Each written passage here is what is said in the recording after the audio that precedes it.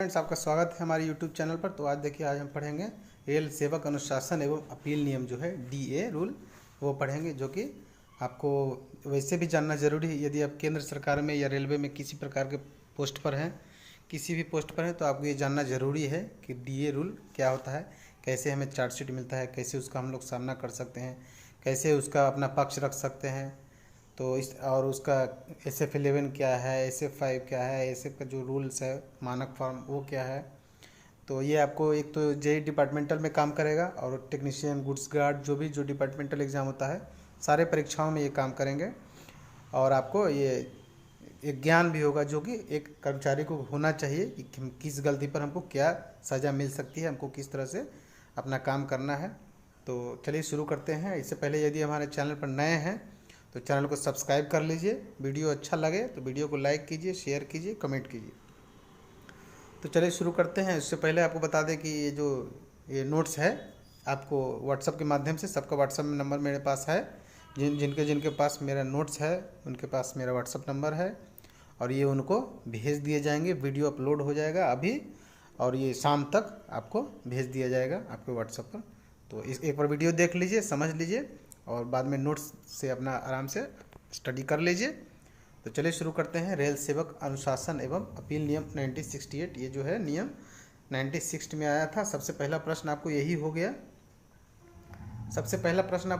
गया, यही आता है कि रेल सेवक जो अनुशासन जो है अपील नियम कब आया था। तो ये एक प्रश्न तो आपको यही हो गया। 1968 में आया है, 1968 में 1 अक्टूबर 1968 से ये लागू हुआ है। और इसका नाम आपको पूछेगा कि रेल से इसका नाम क्या है। ऑप्शन में आएगा रेल जो है सेवक अनुशासन एवं अपील नियम 1968 इसका नाम है। और इसका पहला नियम में ये दो बातें हैं कि ये जो इसका कब ये लागू हुआ और इसका नाम क्या है। देखिए, उसके बाद आगे बढ़ते हैं। इसमें जो है भाग पहला लेके चल रहे हैं, 1 से 3 तक नियम। बहुत सारे नियम हैं जो भी इम्पोर्टेंट है, जो आपको काम का है, सारा बताएंगे। और इतनी अच्छे से आपको बताया जाएगा कि आपने आज तक कोई भी ट्रेनिंग सेंटर में और कहीं भी किसी भी सोशल मीडिया किसी भी साइट पर आपको ये नहीं मिला होगा। आप सब वीडियो में बने रहिए, देखते रहिए। तो इसका तो बता दिए ये। अब देखिए नियम 2, देखिए नियम 1 में तो ये 2 बातें थी। नियम 2 में क्या है, नियुक्ति प्राधिकारी, मतलब कि कौन अपॉइंट करेगा, कैसे कौन सा पोस्ट होते हैं। जब DA किसी पर लगता है तो कौन सा अधिकारी क्या होते हैं, ये आपको जानना जरूरी है, इससे भी प्रश्न आते हैं। तो नियुक्ति प्राधिकारी एक होता है जिसको कि अपॉइंटिंग अथॉरिटी कहा जाता है, जिसका काम क्या है, कर्मचारी को पद पर नियुक्त करने का जो अधिकारी रखता है। आपने कभी अपॉइंटमेंट लिया होगा तो उस समय जो आपकी नियुक्ति पत्र पर जो हस्ताक्षर करेगा उसको कहा जाता है नियुक्ति प्राधिकारी। दूसरा है अनुशासनिक अधिकारी। क्या होता है, जिसे नियमों के अनुसार छोटी या बड़ी शास्ति का मतलब हो गया यहाँ पेनाल्टी। ध्यान रखिएगा, हिंदी वाले विद्यार्थी जो है इनको नया लग रहा होगा, लेकिन हिंदी यही है इसका, शास्ति यानी कि पेनाल्टी लगाने का अधिकार हो। अनुशासनिक अधिकारी आरोप पत्र दे सकता है, वह कर्मचारी को दंड भी दे सकता है। ठीक है, अनुशासनिक अधिकारी उसको कहा जाता है जिसको नियम के अनुसार छोटी या बड़ी पेनाल्टी लाने का अधिकार हो। यानी आपने किसी प्रकार की गलती की है तो पेनाल्टी मतलब वही चार्जशीट आपको देने का जिसके पास अधिकार हो, छोटी या बड़ी दोनों, या कर्मचारी को दंड देने का अधिकार हो वही आरोप पत्र के माध्यम से, तो उसको कहा जाता है अनुशासनिक अधिकारी। ठीक है। 3 नंबर देखिए क्या है, जांच अधिकारी। जब आप DA लग जाएगा तो आपको जांच अधिकारी नियुक्त किया जाता है। तो इसमें क्या है, अनुशासन अधिकारी जिस अधिकारी को अनुशासनिक कार्यवाही में जांच करने के लिए नामित करता है उसे जांच अधिकारी कहा जाता है। जब आप पर DA आप पर क्यों लगेगा, अब भगवान करे आप पर नहीं लगे, किसी पर अगर लगेगा तो जो है जांच अधिकारी जो है अनुशासनिक अधिकारी, एक उसमें जांच अधिकारी का नियुक्त करता है, उसी को जांच अधिकारी कहा जाता है।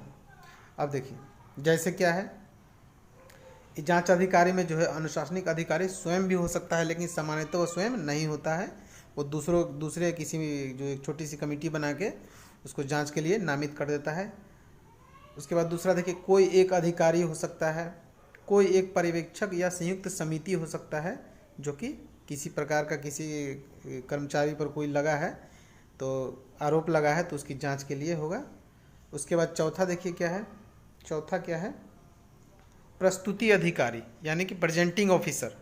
जो है ये क्या है, प्रशासन का पक्ष रखने के लिए जांच में प्रस्तुति अधिकारी नामित किया जाता है, जिसका काम होता है रिकॉर्ड एवं कागजात पेश करना, गवाहों से प्रश्न करना, अंत में अपनी रिपोर्ट अधिकारी को देना। ये इसका काम होता है प्रस्तुति अधिकारी का। उसके बाद देखिए एक वार्निंग होता है, चेतावनी। ये आपको जानना चाहिए।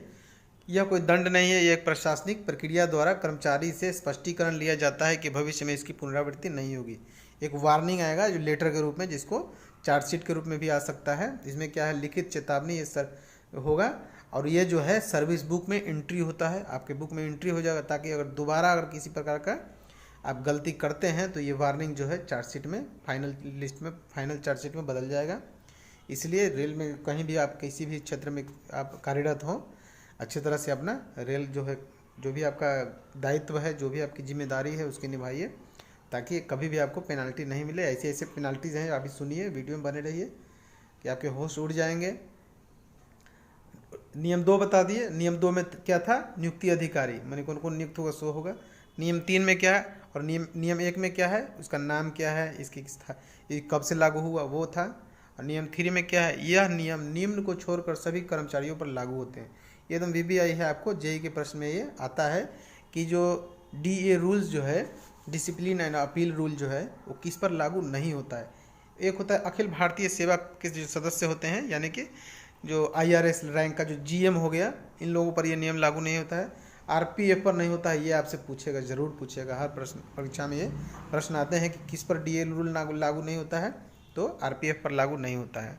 उसके बाद आकस्मिक श्रमिक, मतलब कैजुअल कोई होगा वर्कर, कैजुअल, उस पर भी ये नियम लागू नहीं होता है। लागू होता क्यों है, किस पर है, तो आप जो कर्मचारी हैं, टेक्नीशियन हैं, ड्राइवर हैं, और जेई है, SSC हैं, ये इन लोगों पर लागू होता है। DRM है, WM है, इन सब पर लागू होता है। नियम 4 देखिए क्या है, आरोप पत्र देने वाला अधिकारी आरोप पत्र लेने वाले अधिकारी से 3 ग्रेड ऊंचा होना चाहिए। जो आरोप पत्र देगा, मतलब आरोप पत्र का मतलब हो गया यहाँ चार्जशीट। चार्जशीट देने वाला अधिकारी जो है 3 ग्रेड एवं, मतलब 3 ग्रेड ऊपर होना चाहिए। ये ऐसा नहीं है कि आप जो है हेल्पर हैं, कोई टेक्नीशियन आपको छोटा मोटा टेक्नीशियन 3 आपको चार्जशीट दे देगा, ऐसा नहीं है। तो ये अगर आप नियम जानिएगा तो आप उससे इस पर बात तर्क वितर्क कर सकते हैं कि आप हमें चार्जशीट नहीं दे सकते हैं, ठीक है। उसके बाद जो है कनिष्ठ प्रशासनिक अधिकारी जो है, कनिष्ठ मतलब जूनियर, कनिष्ठ का मतलब जूनियर, कनिष्ठ प्रशासनिक अधिकारी जो है, प्रशासन अधिकारी का जूनियर जो है, वो भी ग्रुप C एवं ग्रुप D को निलंबित कर सकता है, मतलब सस्पेंड कर सकता है, मतलब चार्जशीट दे सकता है। उसके बाद जो है ग्रुप B अधिकारी जो है ग्रुप D को निलंबित कर सकता है, ठीक है। स्वतंत्र चार्ज रखने वाले ग्रुप B अधिकारी जो है 4200 ग्रेड पे, यानी कि MCM या जो जेई है उसके लेवल के कर्मचारी को ये निलंबित कर सकता है, मतलब सस्पेंड कर सकता है या चार्जशीट दे सकता है। सस्पेंड चार्जशीट के माध्यम से ही दिया जाता है। अब नियम 5 क्या कहता है, देखिए निलंबन। निलंबन क्या होता है, मतलब सस्पेंशन। निलंबन होता क्या है, तो निलंबन होता है, निलंबन हमेशा ड्यूटी या काम से होता है। कर्मचारी उस पद पर नियुक्त तो होता है, लेकिन काम करने का कार्य या कार्यस्थल पर जाने की इजाज़त नहीं होती है। मतलब किसी को अगर मिल गया ये निलंबन, सस्पेंशन ऑर्डर, तो वो काम पर नहीं जाएगा। इसका कारण यह है कि वो जो कार्यस्थल पर किसी प्रकार का सबूत के साथ छेड़छाड़ न करे, इसलिए वहाँ नहीं जाना है, और ना ही वो जोन को छोड़कर कहीं जाना पड़ता है, उसी जोनल में रहना पड़ता है। तो देखिए, कर्मचारी उसी पद पर नियुक्त तो होता है, लेकिन काम करने या कार्यस्थल पर जाने की इजाज़त नहीं होती, ताकि वह सबूतों के साथ छेड़छाड़ नहीं कर सके। यह दंड नहीं, एक प्रशासनिक कार्यवाही है जो कि इन परिस्थितियों में किया जाता है। किन परिस्थितियों में किया जाता है, देखिए पहला, जब किसी फौजदारी मामले में, मतलब कोर्ट कचहरी का चक्कर आ गया, फौजदारी मामले में कर्मचारी के खिलाफ कोई केस, छानबीन या जांच मुकदमा चल रहा हो, तब उसमें आपको सस्पेंशन में रखा जाएगा, मतलब सस्पेंड किया जाएगा। दूसरा है जब कर्मचारी ऐसे मामलों में लिप्त हो जो देश की सुरक्षा जिससे देश की सुरक्षा को खतरा हो, तब आपको सस्पेंशन में रखा जाएगा। तीसरा है जब कर्मचारी के विरुद्ध अनुशासनिक कार्यवाही की संभावना हो या बड़ी शास्ति, यानी शास्ति का मतलब यहाँ हो गया पेनाल्टी, याद रखिएगा, शास्ति का मतलब हो गया पेनाल्टी, या बड़ी शास्ति की कार्यवाही चल रही हो, तो उसको सस्पेंशन में, मतलब सस्पेंड रखा जाएगा। अब देखिए सस्पेंड जो है निलंबन यानी सस्पेंशन, ये दो प्रकार के होते हैं, दो प्रकार के होते हैं। पहला क्या है, तत्काल प्रभाव से निलंबन, जिसको कि SF1 के तहत दिया जाता है। SF1 मतलब मानक फॉर्म संख्या 1 हिंदी में, अंग्रेजी में स्टैंडर्ड फॉर्म 1, ठीक है। उसके बाद दूसरा है भूतकालीन प्रभाव से निलंबन, यानी माना हुआ निलंबन जिसको कहा जाता है। ये SF2 में होता है, यानी कि मानक फॉर्म संख्या 2, अंग्रेजी में बोले तो स्टैंडर्ड फॉर्म नंबर 2। उसके बाद देखिए, अब देखिए जब दोषी, ये निलंबन के बारे में थोड़ा जान लीजिए।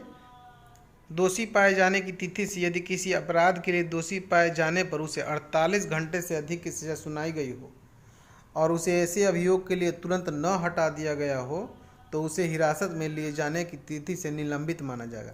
कहने का मतलब है कि किसी को कोई जो है किसी प्रकार का क्राइम किया हो और उसको जो है कोर्ट ने सज़ा सुना दिया कितना 48 आवर्स से ज़्यादा का, तब उसको निलंबन में रखा जाएगा। कब से, जब कि वह जेल में यानी कि कस्टडी में जब गया उसी दिन से उसको निलंबन माना जाएगा। ये बाद में अगर पता चलेगा तो भी उसी डेट से निलंबन माना जाएगा।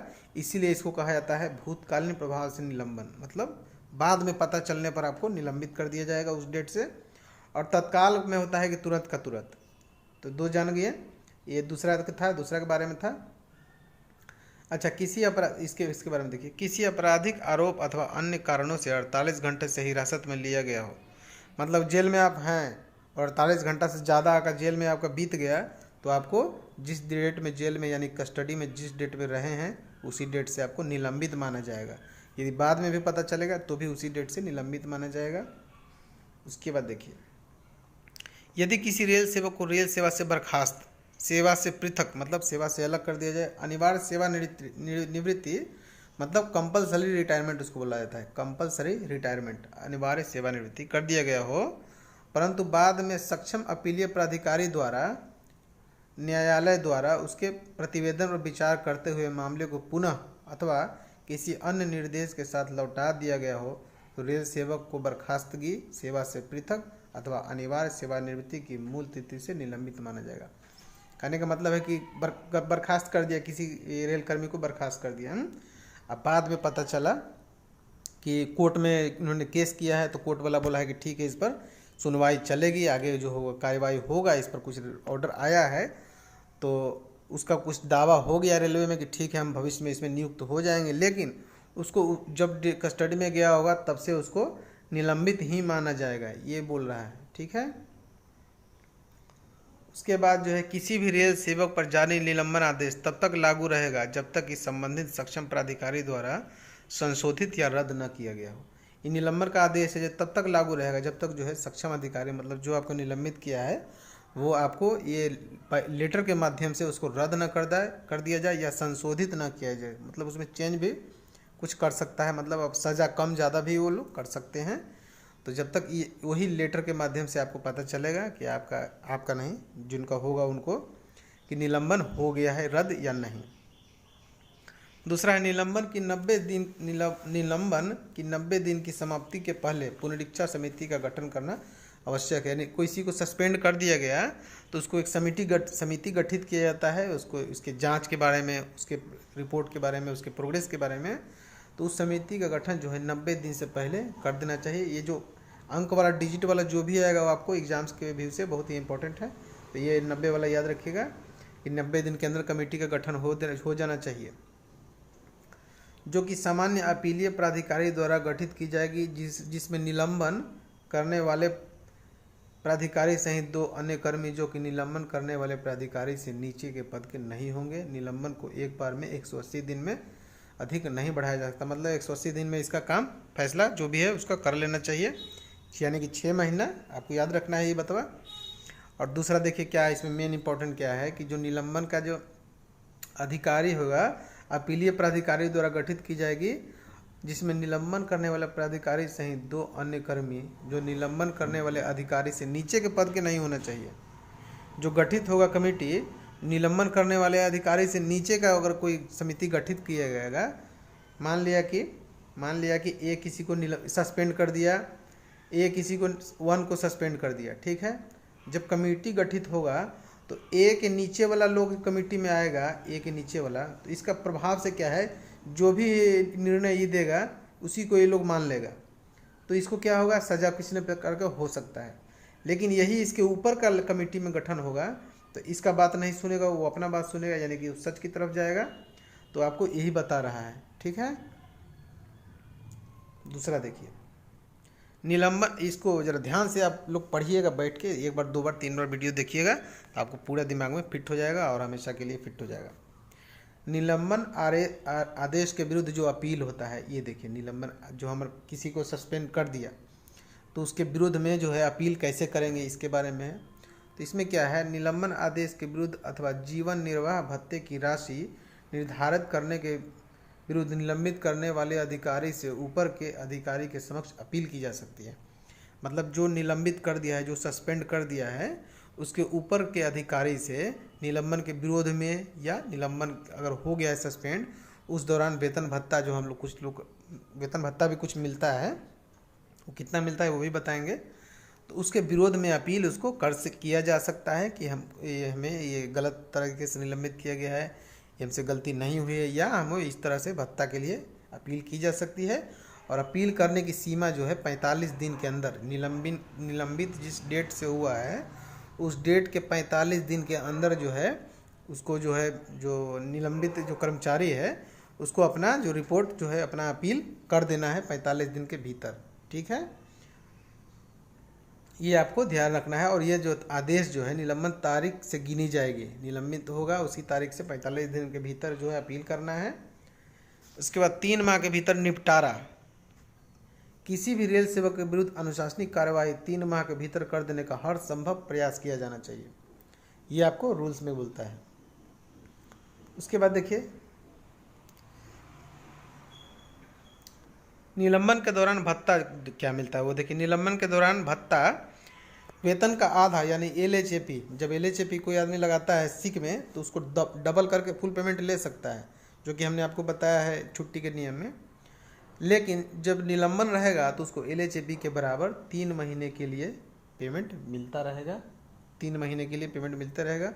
उसके बाद उसमें वृद्धि की जा सकती है या कमी भी की जा सकती है, यह अधिकारी के ऊपर निर्भर करता है।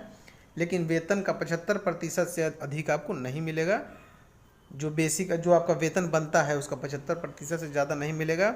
और DA जो है वो पूरा मिलता रहेगा। इस दौरान छुट्टियां नहीं मिलेगी, छुट्टियां मिल सकती है लेकिन हेडक्वार्टर से आपको परमिशन लेना होगा, जो आपका जोनल मुख्यालय है वहाँ से आपको परमिशन लेना होगा। बिना हेडक्वार्टर के परमिशन नहीं मिलेगा, परमिशन की छुट्टी नहीं मिलेगा। हॉस्पिटल में जो इलाज कुछ भी है वो करवा सकते हैं, जिनको निलंबित किया गया है, सस्पेंड किया गया है, हॉस्पिटल में इलाज करवा सकते हैं, जो कि रेलवे हॉस्पिटल जो है वहाँ।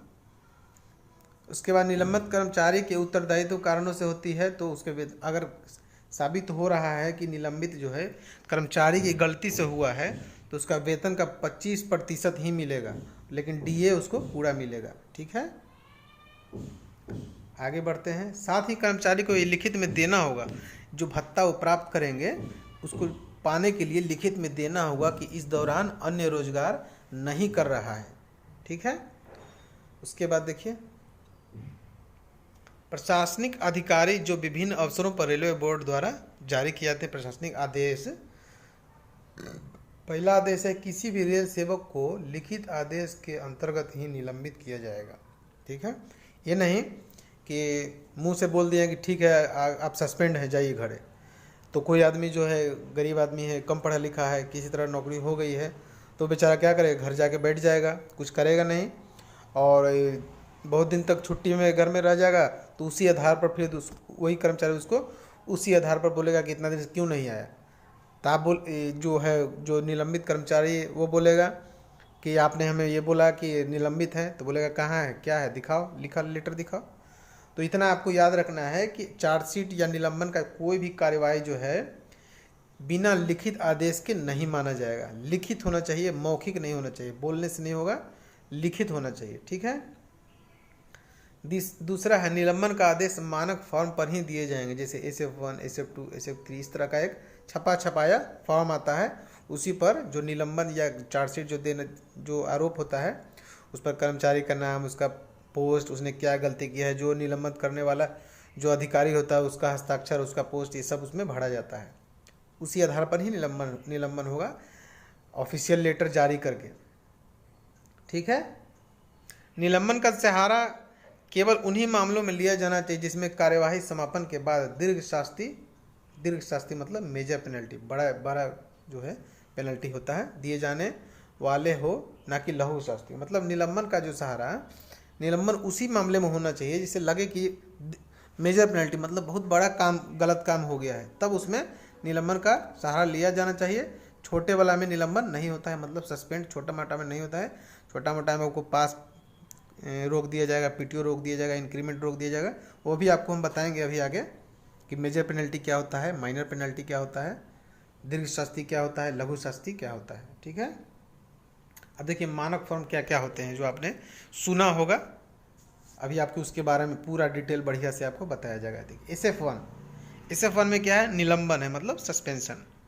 SF2 क्या है, माना गया निलंबन या प्रमाणिक निलंबन। ठीक है। SF3 में है निर्वाह भत्ते की स्वीकृति। जब निलंबन के दौरान भत्ते के लिए जो अपील करेगा वरिष्ठ जो निलंबन करने वाले अधिकारी से ऊंचे अधिकारी को, तो उसमें निर्वाह भत्ते की स्वीकृति उसको मिल जाएगी। और SF4 में क्या है, निलंबन से बहाली। SF4 में निलंबन से बहाली है। उसके बाद SF5 में है आरोप पत्र, या ये मेजर पेनल्टी में आता है। आरोप पत्र मतलब बड़ी शास्ति। उसके बाद SF6 जो कि दस्तावेजों के निरीक्षण नहीं देने की अनुमति। SF6 का मतलब दस्तावेजों के निरीक्षण नहीं देने की अनुमति, ये SF6 में आता है। SF7 क्या है, जांच अधिकारी की नियुक्ति। SF8 क्या है, ये सारे SF आपको याद रखना है। स्टैंडर्ड फॉर्म जिसको कहा जाता है याद रखना है, जिसको मानक फॉर्म हिंदी में कहा जाता है, ये आपको एग्जाम में आ सकते हैं। SF8 प्रस्तुति अधिकारी की नियुक्ति। SF9 को जो है हटा दिया गया है, डिलीट कर दिया गया है। SF10 क्या है, SF10 है संयुक्त कार्यवाही का आदेश। SF10 के ए है संयुक्त कार्यवाही में जांच अधिकारी की नियुक्ति। SF10 के बी में है संयुक्त कार्यवाही में प्रस्तुति अधिकारी की नियुक्ति। SF11 जो है ये माइनर पेनल्टी माना जाता है, और SF5 जो है मेजर पेनल्टी माना जाता है। यही दो ही आपको इम्पोर्टेंट है। तो SF11 में क्या है, छोटी शास्ति पर बड़ी शास्ति की कार्यवाही, मतलब छोटी पेनल्टी पर बड़ी पेनल्टी की कार्यवाही। SF11 के बी क्या है, छोटी शास्ति में जांच करने की कार्यवाही। SF11 के सी है बड़ी पेनल्टी में छोटी पेनल्टी की कार्यवाही। SF12 का है कार्यवाही का निर्देश। SF13 है, SF13 क्या है, राष्ट्रपति के आग्रह पर रिटायर्ड रेलवे कर्मचारी के लिए, जो कर्मचारी रिटायर हो गए हैं उन पर भी पेनल्टी लग सकता है, लेकिन इसके लिए आपको राष्ट्रपति से परमिशन लेना पड़ेगा। कि कोई रेलवे कर्मचारी अगर रिटायर हो गया है या किसी भी केंद्र सरकार कर्मचारी, तो राष्ट्रपति से परमिशन लेके ही उस पर पेनल्टी लग सकता है। तो ये SF13 में आता है। SF14 में क्या है, चार्जशीट जारी हो जाएगा रिटायर्ड जो रेलवे कर्मचारी है उसके लिए। ठीक है। अब देखिए शास्तियाँ यानी पेनल्टीज क्या क्या होते हैं, टोटल कितना है, छोटी शास्तियाँ टोटल 6 है। ठीक है। छोटी शास्ति या छोटी जो माइनर पेनल्टी है वो टोटल 6 हैं, याद रखिएगा। पहला क्या है, निंदा मतलब सेंस्योर। ठीक है। दूसरा है नियत अवधि के पदोन्नति पर रोक, with holding of his promotion for a specified period. तीसरा क्या है, कर्मचारी की गलती या आदेशों के उल्लंघन के कारण प्रशासन को हुए नुकसान की पूरी या आंशिक रकम की वेतन से वसूली किया जाता है। उसमें कर्मचारी की गलती के कारण जो नुकसान हुआ है उसमें वेतन से वसूली किया जाता है। Recovery from his pay of whole or part any pecuniary loss caused by him to the government of railway administration by negligence और breach of order। ठीक है। ये अंग्रेजी में है, हिंदी में आपको याद रखना है तो हिंदी में रखिए, या अंग्रेजी में याद रखना है तो अंग्रेजी में रखिए। 3 के ए है, 6 है टोटल, लेकिन वास्तव में 6 नहीं है। 3 में जो है ए और बी है, एक 4 है, इसे 4 ही इसको बोल सकते हैं, लेकिन 3 में ए और बी है तो 6 हो गया माइनर पेनल्टी। तो आप 4 भी याद रख सकते हैं, 6 भी याद रख सकते हैं। ऑप्शन में दोनों नहीं आएगा, या तो 4 आएगा नहीं तो 6 आएगा माइनर पेनल्टी में। तो 3 का ए, उसके बाद देखिए 3 का ए, 3 देख लिए, 3 के ए देखिए, सुविधा पास पीटीओ अथवा दोनों पर रोक। या तो आपको पीटीओ रोक, किसी का पीटीओ रोक लेगा या किसी का पास रोक लेगा या दोनों पर रोक लगाया जा सकता है माइनर पेनल्टी में, ठीक है। उसके बाद 3 का बी क्या है, वर्तमान वेतनमान से एक निचले स्टेज पर अवनति मतलब डिमोशन जो 3 वर्ष से अधिक न हो तथा पेंशन पर प्रभाव न हो उसका, मतलब कि 3 वर्ष से ज़्यादा का नहीं होगा, माइनर पेनल्टी है तो, और भविष्य में वेतन पर उसका प्रभाव नहीं होगा। 3 साल पूरा होते ही जो आपका वेतन था वो फिर से बराबर हो जाएगा, लेकिन जो 3 साल में जो नुकसान हुआ है वो आपका नहीं मिलेगा, 3 साल का वो चला जाएगा। तो reduction to lower stage in the time scale of pay by 1 stage for a period not exceed 3 years without cumulative effect and not adversely affecting his pension, ठीक है। उसके बाद देखिए 4 लास्ट वाला है माइनर पेनल्टी का, नियत अवधि के लिए वेतन वृद्धि पर रोक मतलब इंक्रीमेंट पर रोक, साथ ही इसमें यह निर्देश हो कि उक्त अवधि के समाप्त होने पर इसका प्रभाव वेतन वृद्धि पर नहीं होगा। ये भी इसमें निर्देश होना चाहिए कि जब अवधि समाप्त हो जाएगा पेनल्टी का, पेनल्टी आपको 1 साल 2 साल 3 साल के लिए लगा सकता है, लेकिन जब पेनल्टी का समय खत्म होगा तो इसका प्रभाव वेतन वृद्धि पर नहीं होगा, ये भी आपको इसमें निर्देश होना चाहिए। अंग्रेजी में देखिए, withholding increment of pay for a specified period with further direction as to whether on the expiry of such period with this will or will not have the effect of postponing the further increments of his pay, ठीक है। अब देखिए छोटी शास्ति जो लगेगा, major penalty जो minor penalty जो लगेगा उसकी कार्य विधि होगा, कैसे लगाया जाएगा। देखिए सर्वप्रथम यह समझा जाना चाहिए कि गलती जो है मानक फॉर्म 11 देने लायक है तथा केस से संबंधित तथ्य सही है। सबसे पहले जो पेनल्टी देने वाला जो अधिकारी है उसको ये होना चाहिए, ध्यान होना चाहिए कि रियली में गलती हुई है, अब इसको स्टैंडर्ड फॉर्म 11 देना चाहिए, SF 11 देना चाहिए। दूसरा है उसके बाद फिर क्या किया जाता है, मानक फर्म SF 11 देने के लिए उसके आरोपों का पूर्ण विवरण, कर्मचारी का डिटेल, देने वाले का हस्ताक्षर, पद, साथ ही रेल सेवा आचरण नियम 1986 का भाग 3 का हवाला दिया जाना चाहिए, ठीक है। उसके बाद जो है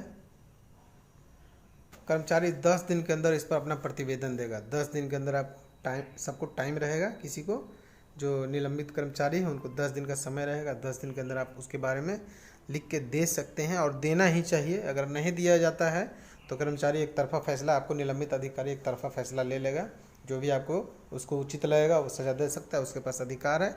वो आपको छोटा बड़ा किसी प्रकार का पेनल्टी दे सकता है, रेलवे के रूल में ये लिखा हुआ नहीं है, वो इसका सही इस्तेमाल गलत इस्तेमाल भी कर सकता है। ये पावर जो निलंबित करने वाले या चार्जशीट देने वाले अधिकारी के ऊपर है, ठीक है। 10 दिन के अंदर जो है इसका रिप्लाई देना है कि ये गलती नहीं हुई है, मुझसे गलती हो गई, मुझे माफ़ कर दीजिए, चाहे मैंने जानबूझ के नहीं किया, इस कारण से हो गया, उस कारण से हो गया, ठीक है। बचाव पक्ष बचाव पक्ष अनुशासनिक अधिकारी देखता है, फिर संतुष्ट होने पर जो आपने प्रतिवेदन दिया है उसका जो है बचाव पक्ष का अनुशासनिक अधिकारी देखता है। अगर संतुष्ट हो गया तो जो है पेनल्टी है, जो चार्जशीट है उसको माफ़ कर सकता है, ख़त्म कर सकता है, नहीं तो लिख सकता है कि कर्मचारी की क्या गलती है और केस आगे बढ़ जाएगा। जब केस आगे बढ़ जाएगा तो क्या होगा, NIP जारी होगा। NIP मतलब notice for imposition of penalties. NIP जब जारी हो जाएगा जिसमें क्या होगा, दंड का एवं किस अधिकारी को अपील करनी है उसमें पूरा विवरण होगा कि यदि आप अपील फिर भी करना चाहते हैं तो आप जो है किस अधिकारी के पास अपील करेंगे उसका उसमें वर्णन होगा। जो दूसरा दंड साबित हो गया, NIP जब जारी हो गया तो इस पर कर्मचारी जो है 45 दिन के अंदर अपील कर सकता है। 45 दिन जैसे ही क्रॉस होगा तो आपको एक तरफा फैसला ऑफिसर ले लेगा। अगर किसी प्रकार का कर्मचारी पर इस तरह का दंड है तो उसको अपील करना ही चाहिए, शायद कुछ छूट मिल जाए, कुछ रियायत मिल जाए, ये कर्मचारी के ऊपर है। अपील को उच्च अधिकारी जो है जो 45 डेज के अंदर जो प्रतिवेदन देगा, जो चार्जशीट जो ले लिया है वो कर्मचारी, तो क्या करेगा, अपील उच्च अधिकारी ध्यानपूर्वक उसको पढ़ेगा, दंड में अगर कोई कमी उसको लगेगा तो कमी करेगा, उसको बढ़ाने का मन होगा तो बढ़ाएगा। अगर जघन्य अपराध होगा मतलब कि बहुत बड़ा मेजर कुछ नुकसान हुआ होगा, चाहे किसी प्रकार की गलती हुआ होगा तो उसको वृद्धि कर सकता है या सेम भी उसको रख सकता है। ये आपको अधिकारी के ऊपर है।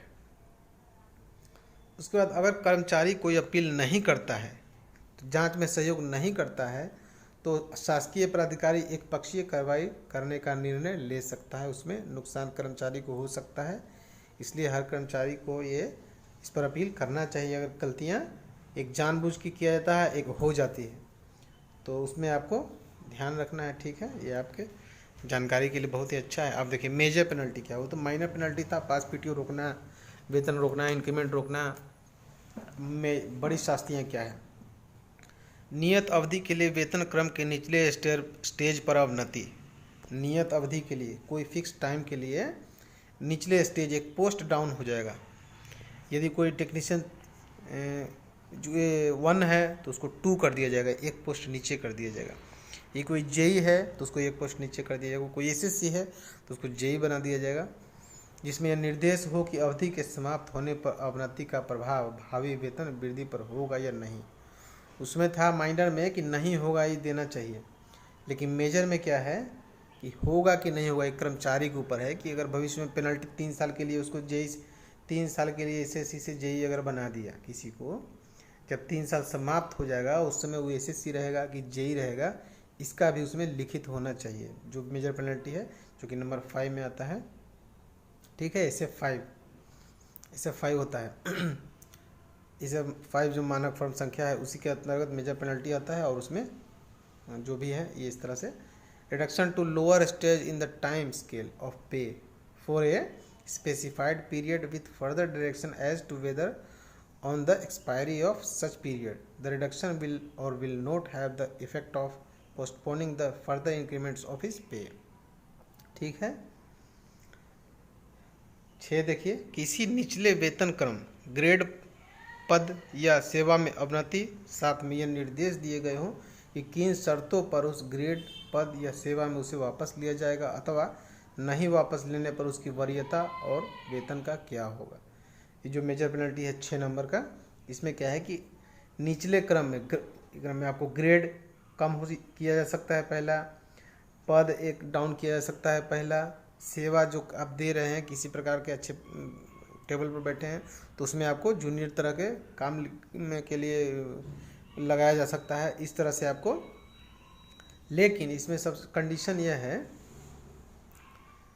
कि किन शर्तों पर क्या, जब पेनल्टी जब ख़त्म होगा, समाप्त होगा, तो क्या शर्त होगी उसके, किन शर्तों पर जो है उसको वही पुराने सेवा में वापस लिया जाएगा या वापस लिया जाएगा अथवा नहीं वापस लिया जाएगा। अगर नहीं लिया जाएगा तो मान लिया कि कोई एसएससी है, एसएससी को जेई कर दिया, जब पेनल्टी ख़त्म होगा तो जेई रहेगा, लेकिन जेई में उसकी सीनियरिटी क्या होगी, डाउन होगा कि ऊपर होगा, क्या होगा, उसका वेतनमान उस समय क्या होगा, ये भी आपको निर्धारित करना पड़ेगा। ठीक है, आगे बढ़ते हैं। इसको जरा इंग्लिश में देख लेते हैं, कुछ इंग्लिश स्टूडेंट भी हैं हमारे। Reduction to a lower time scale of pay, grade, post और सर्विस विथ और without further direction regarding conditions of restoration to the grade or post on service from which the railway servant was reduced and his seniority and pay on such restoration to the grade, post और service। ठीक है, उसके बाद 7 में देखिए अनिवार्य सेवा मुक्ति, जो कि हमने इससे पहले बताया था। कंपलसरी रिटायरमेंट, हर हाल में कंपलसरी आपको, जो जिन्होंने गलती किया है अगर उनको SF5 के अंतर्गत ये 7वां चार्ज लगा दिया जाता है अनिवार्य सेवा मुक्ति, तो कंपलसरी रिटायरमेंट लेना पड़ेगा।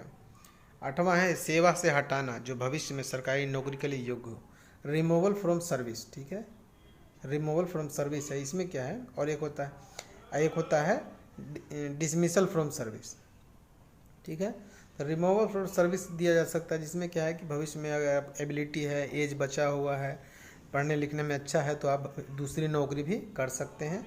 ये होता है सेवा से हटाना, रिमूवल फ्रॉम सर्विस में जो है सेवा से हटाना, जो भविष्य में सरकारी नौकरी के लिए योग्य हो, which shall not be disqualification for further employment under the government railway administration. 9वां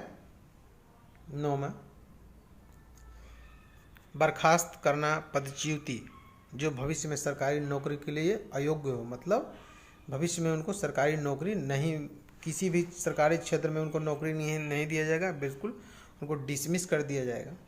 dismissal from service which shall ordinary to be disqualification for further employment under the Government of India Railway Administration, Government of Railway Administration। ठीक है, तो ये दोनों में अंतर ये है कि रिमूवल फ्रॉम सर्विस में आप नौकरी दूसरा प्राप्त कर सकते हैं, डिसमिसल फ्रॉम सर्विस में दूसरा नौकरी प्राप्त नहीं किया जा सकता है। आगे बढ़ते हैं। अब देखिए, वरिष्ठ शास्त्री जब लगेगा तो उसकी कार्यविधि क्या होगी। वरिष्ठ शास्त्री की कार्यविधि क्या है? सबसे पहले ये समझा जाए कि कर्मचारी द्वारा गलती इस लायक है कि उसे मानक फॉर्म 5 जो कि मेजर पेनल्टी में आता है, वरिष्ठ शास्त्री के अंतर्गत है। शास्त्री का मतलब यहाँ पेनल्टी हो गया, बड़ी मतलब मेजर। तो मेजर पेनल्टी मानक जो है मानक फॉर्म संख्या दिया जाना है, और प्रथम दृष्टि में इसका संबंध सही तथ्य से हो, मतलब इसका जो है प्रूफ कुछ तथ्य होना चाहिए, विश्वास होना चाहिए कि हाँ सही में ये गलती इसी आदमी से हुई है, तब उसको SF5 दिया जाएगा। और SF5 में कितने हैं जो मैंने बताया है, कोई भी उस पर लगाया जा सकता है चार्ज। ये जो है निलंबित करने वाले या चार्जशीट देने वाले अधिकारी के ऊपर निर्भर करता है। उसके बाद आरोप पत्र जारी किया जाएगा। जब SF5 जो है दे दिया जाएगा तो आरोप पत्र जारी किया जाएगा। इस पर अपना प्रतिवेदन 10 दिन के अंदर दे सकते हैं। माइनर में भी वही है, पहला जो आपको किसी को चार्जशीट मिलेगा तो 10 दिन के अंदर उसका प्रतिवेदन दे सकते हैं। पत्र प्राप्त होने के बाद जो अनुशासनिक अधिकारी यह देखता है कि कर्मचारी ने अपने बचाव पक्ष में क्या लिखा है, यह देखता है। वो अगर संतुष्ट है तो इसे खत्म भी किया जा सकता है, नहीं तो उसको बरकरार भी रख सकता है, लिख के आगे बढ़ा सकता है। अगर वह संतुष्ट नहीं है तो मानक फॉर्म संख्या 7 द्वारा जांच अधिकारी की नियुक्ति आवश्यकता होने पर की जाएगी। आपको अभी हमने SF7 बताया, उसमें क्या था, जांच अधिकारी की नियुक्ति थी। SF7 था, उसमें जांच अधिकारी की नियुक्ति थी, उसी के अंतर्गत इसको जांच अधिकारी की नियुक्ति की जाएगी। ठीक है, उसके बाद जांच अधिकारी कर्मचारी के बचाव सलाहकार के साथ गवाहों, दस्तावेजों आदि से पुष्टि करके जांच पूरी करेगा। जो है जांच अधिकारी करेगा, कर्मचारी जिस पर चार्जशीट लगाया गया है मेजर पेनल्टी का, वो बचाव पक्ष में भी किसी रेलवे के कर्मचारी को रख सकता है अपने, या रिटायर कर्मचारी को भी रख सकता है अपने बचाव पक्ष के लिए, सलाहकार के लिए। तो क्या करेगा, उन्हीं के साथ जो है जांच अधिकारी बचाव पक्ष के सलाहकार के साथ गवाहों, दस्तावेजों आदि से पुष्टि करके जांच पूरी करता है। ठीक है, उसके बाद इसमें कर्मचारी को बचाव के लिए पूरे अवसर दिए जाते हैं। जांच पूरी होने के बाद जांच अधिकारी आरोप के प्रत्येक मद के सामने गवाही के दौरान जो तथ्य सामने आए हैं उसकी समीक्षा करेगा, अपना निष्कर्ष निकालेगा और पूरा केस अनुशासनिक अधिकारी के पास भेज देगा। ठीक है, इस जांच का जो सिस्टम है उसके बाद अनुशासनिक अधिकारी के पास भेज देगा। रिपोर्ट का एक प्रति जो है कर्मचारी को भी दे दी जाएगी। अब जांच रिपोर्ट जब हो गया, कर्मचारी को दे गया, तो उस पर कार्यवाही क्या होगा, अनुशासनिक अधिकारी रिपोर्ट का अध्ययन करेगा, जांच अधिकारी के निष्कर्ष पर सहमति या असहमति को रिकॉर्ड करेगा, अथवा दोनों पर गवाहों को बुलाकर उसकी प्रति परीक्षा मतलब क्रॉस जो है उसका एग्जामिनेशन किया जाएगा, अथवा कतिपय मुद्दों का पुनः जांच के आदेश भी दे सकता है। जब जांच रिपोर्ट वरिष्ठ जो अधिकारी है उनके पास चला जाएगा तो दोनों पक्षों को बुलाएगा, दोनों पक्षों को एक साथ बैठा के भी पूछ सकता है, और दोनों को अलग अलग भी पूछेगा, दोनों को मिलाएगा कि बात में कितनी सच्चाई है, और उसके आधार पर वो मुद्दों को जो है या तो सज़ा का प्रावधान है वो दे देगा, नहीं तो आपको उस पर जांच के आदेश भी दे सकता है। ठीक है, उसके बाद देखिए, अब उसके बाद क्या है, अनुशासनिक अधिकारी क्या करेगा, अनुशासनिक अधिकारी जांच रिपोर्ट के आधार पर चार्जशीट के आरोप सिद्ध होते हैं या नहीं, इस पर विचार कर पेनल्टीज के बारे में अपना निर्णय कर सकता है।